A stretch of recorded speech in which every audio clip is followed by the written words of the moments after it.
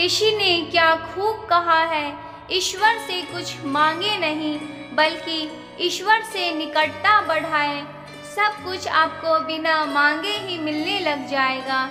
जय श्री कृष्णा दोस्तों, स्वागत है आपका श्रीमद् भागवत गीता के 17वें अध्याय में। और आज हम जानेंगे कि श्रीमद् भागवत गीता के 17वें अध्याय से क्या सीखा जा सकता है। श्रीमद् भागवत गीता के 16वें अध्याय में हमने जाना था कि मनुष्यों का आचरण किस प्रकार का होना चाहिए, वे कौन सी विशेषताएं हैं जिन्हें अपनाकर मनुष्य अपने कार्य क्षेत्र में सफलता प्राप्त कर सकता है या अपने जीवन में शांति प्राप्त कर सकता है। श्रीमद् भागवत गीता के 17वें अध्याय में हम जानेंगे कि मनुष्य के कर्मों को, भोजन को, यज्ञ को, तप तथा ज्ञान इत्यादि को किस तरह से 3 भागों में बांटा गया है तथा कौन से कर्म, भोजन, यज्ञ तथा तप मनुष्य के लिए उपयुक्त और सही होते हैं और कौन से नहीं। तो चलिए विस्तार से जानते हैं श्रीमद् भागवत गीता के 17वें अध्याय से मिलने वाली सीख और शिक्षाओं के बारे में। साथियों, आपको याद होगा कि 14वें अध्याय में श्री कृष्ण ने प्राकृतिक शक्ति की 3 गुणों की व्याख्या की थी और यह भी समझाया था कि किस प्रकार से यह मनुष्यों पर प्रभाव डालते हैं। इसी प्रकार 16वें अध्याय के अंत में भगवान श्री कृष्ण अपने सखा, अपने मित्र, अपने शिष्य अर्जुन से कहते हैं कि काम, क्रोध और लोभ को जब मनुष्य त्याग देता है तो कर्म का आरंभ होता है और यहाँ कर्म से तात्पर्य है ध्यान, चिंतन, साधना से भगवान श्री कृष्ण यह भी बताते हैं कि क्या करना चाहिए और क्या नहीं करना चाहिए। इस 17वें अध्याय में श्री कृष्ण विस्तार पूर्वक गुणों के प्रभाव के संबंध में बताते हैं। सर्वप्रथम वो श्रद्धा के विषय पर चर्चा करते हैं और यह बताते हैं कि संसार में कोई ऐसा व्यक्ति नहीं है जो श्रद्धा विहीन हो, क्योंकि यह मानवीय प्रकृति का एक अविभाज्य स्वरूप है। लेकिन मन की प्रवृत्ति के अनुसार व्यक्तियों की श्रद्धा सात्विक, राजसिक तथा तामसिक गुणों के अनुरूप होती है। उनकी श्रद्धा की प्रकृति ही उनकी जीवन शैली को निर्धारित करती है। इस अध्याय के प्रथम श्लोक में अर्जुन पूछते हैं,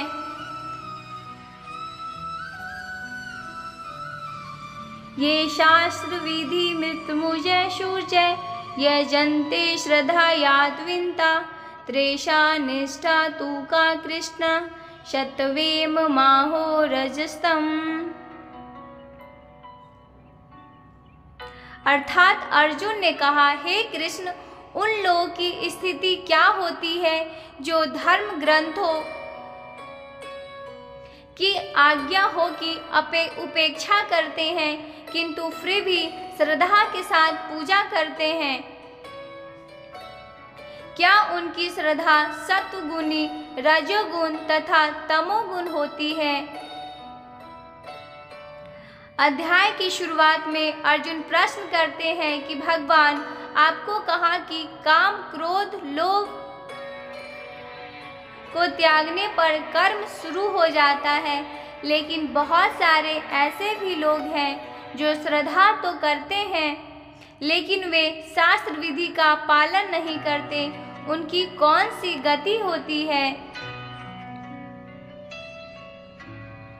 शास्त्र विधि अर्थात जो तरीका शास्त्रों में लिखा गया है उसको छोड़ करके कुछ ना कुछ करते रहते हैं, विभिन्न प्रकार से पूजन इत्यादि करते हैं।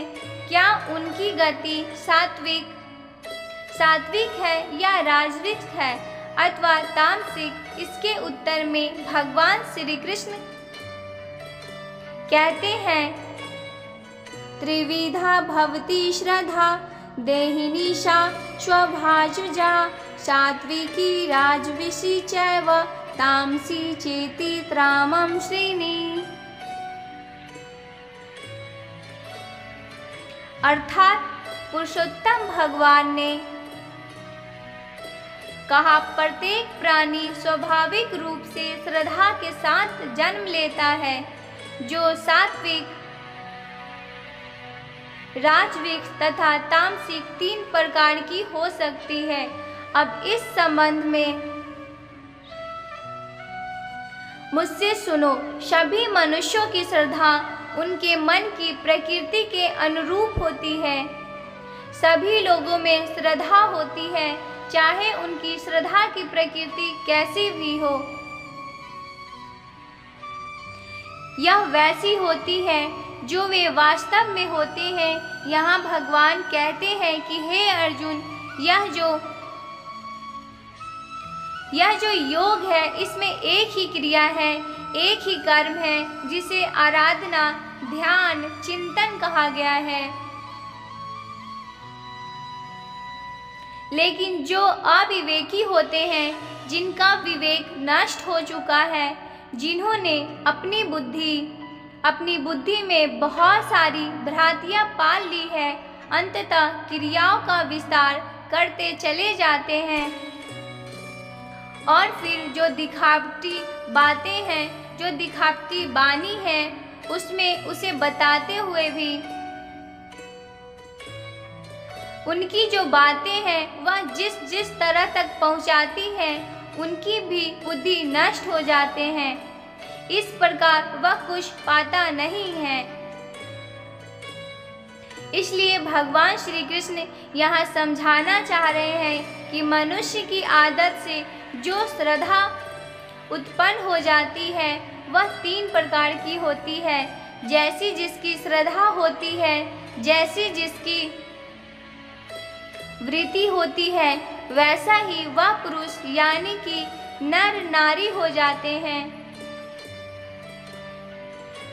तत्व गुण वाले स्वर्ग के देवताओं की पूजा करते हैं।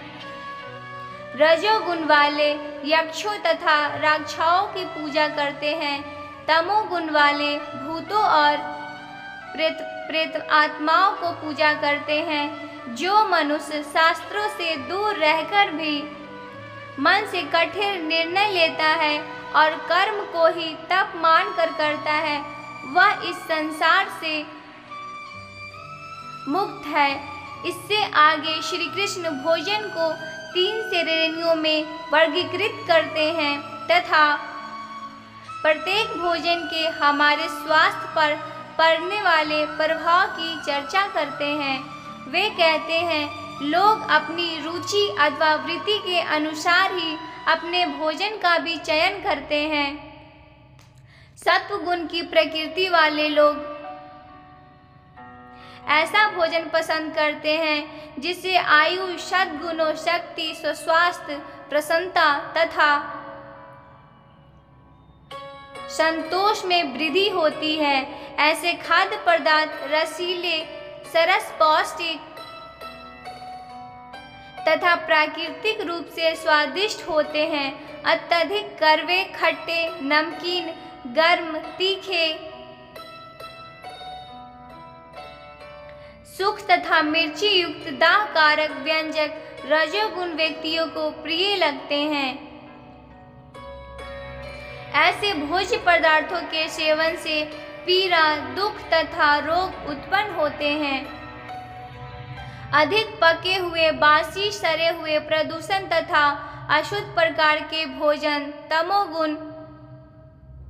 तमोगुण व्यक्तियों के प्रिय भोजन है। तत्पश्चात वे यज्ञ के विषय पर आते हैं और यह बताते हैं कि कैसे प्रकृति के 3 गुणों में से प्रत्येक में यज्ञ किस प्रकार विभिन्न रूपों में संपन्न होता है, इस अध्याय में आगे तपस्या के विषय में भी बताया गया है तथा शरीर, वाणी एवं मन के तप की व्याख्या की गई है। तत्पश्चात दान पर चर्चा की गई है तथा इसके 3 विभागों का वर्णन किया गया है। श्री कृष्ण कहते हैं, यज्ञों में शास्त्र विधि से नियत और फल की इच्छा से रहित किया गया यज्ञ सात्विक है। केवल फल प्राप्ति को ध्यान में रखकर किया गया यज्ञ राजस यज्ञ है। शास्त्रों के विरुद्ध दान रहित और श्रद्धा रहित किया गया यज्ञ तामस यज्ञ है। इस तरह से तपों में ऐसा तप जो फलों की इच्छा से रहित हो सात्विक तप कहलाता है। किसी वस्तु की प्राप्ति के लिए किया गया तप राजस तप कहलाता है और किसी की हानि करने के लिए किया गया तप तामस तप कहलाता है। इस प्रकार से दान में बिना खुद को श्रेय दिए जिसको जो आवश्यकता है वह दान कर दिया जाए और यह समझा जाए कि दान ही कर्तव्य है, वह दान सात्विक दान कहलाता है। जैसे कि भूखे को भोजन खिलाना, वस्त्रहीन को वस्त्र पहनाना, अकाल क्षेत्र में अन्न दान करना, जो उसके फलों को दृष्टि में रखकर खुद का मान बढ़ाने के लिए, स्वर्ग की प्राप्ति के लिए और दान के बदले में वापस प्रति उपकार की चाह में दिया गया हो, वह राजस दान कहलाता है। जो दान बिना सम्मान के किसी को अपमान करके बलपूर्वक दिया जाता है या किसी अयोग्य को दिया जाता है तो उसको तामस दान कहते हैं। श्रद्धा सहित बल्कि इच्छा रहित और जगत कल्याण के लिए किया गया दान यज्ञ और तप मनुष्यों को इस संसारी माया से मुक्त करके मुझ में विलीन करता है। अंततः श्री कृष्ण 3 गुणों से भी आगे बढ़ते हैं तथा ओम तत्त सत्य शब्दों की प्रासंगिकता तथा अर्थ के विषय पर प्रकाश डालते हैं, जो परम सत्य के विभिन्न रूपों के प्रतीक है। ओम शब्दार्थ ईश्वर के निराकार रूप की अभिव्यक्ति है। तत् शब्दांश का उच्चारण परमपिता परमात्मा को अर्पित की जाने वाली है क्रियाओं तथा वैदिक रीतियों के लिए किया जाता है। सद शब्दार्थ का तात्पर्य सनातन भगवान तथा धर्मों से है। एक साथ प्रयोग करने पर ये अलौकिकों की अवधारणा की ओर ले जाता है। हे पुत्र, जो भी यज्ञ कर्म तथा तप बिना श्रद्धा से किए जाते हैं वे असत्य कहलाते हैं। यह इहलोक और परलोक दोनों में व्यर्थ हो जाते हैं। दोस्तों, इस अध्याय से आपने सुना कि हर कर्म के 3 प्रकार होते हैं और इन कर्मों को करते समय आपके मन में जैसी भावना या जैसा उद्देश्य होता है उसी तरह से आपको उसका फल मिलता है। और यह तीनों प्रकार है सत्य, रज और तम। तम सबसे अच्छा माना जाता है जबकि तप सबसे गिरा हुआ माना जाता है। सत्य का मतलब आप जो भी काम करें मेहनत से करें, उसमें भावनात्मक रूप से एकदम स्थिर होकर बिना उस काम के परिणाम के बारे में सोचे बिना उस काम को करने का श्रेय लिए खुद के मन को शुद्धता और संसार का कल्याण करने के लिए करें। लेकिन आज के समय में हम अपने लक्ष्यों तथा उद्देश्यों के लिए काम करते हैं, जिसमें हमें मेहनत के अंत में परिणाम चाहिए होता है। भगवान श्री कृष्ण ने कहा है कि हमारे दुखों का और हमारे कार्य बिगड़ने का यही मुख्य कारण है कि हम पहले से ही उसके परिणाम के बारे में सोच सोचकर परेशान रहते हैं। इसलिए दोस्तों, आप भी सत्य के इस रास्ते पर रहने की कोशिश करें। मित्रों, श्रीमद् भागवत गीता के इस अध्याय से आपने क्या सीखा, हमें कमेंट करके ज़रूर बताएं। वीडियो को लाइक और शेयर करके चैनल को सब्सक्राइब करके घंटी जरूर बजा दें। भगवान श्री कृष्ण आपको हमेशा प्रसन्न और स्वस्थ रखें।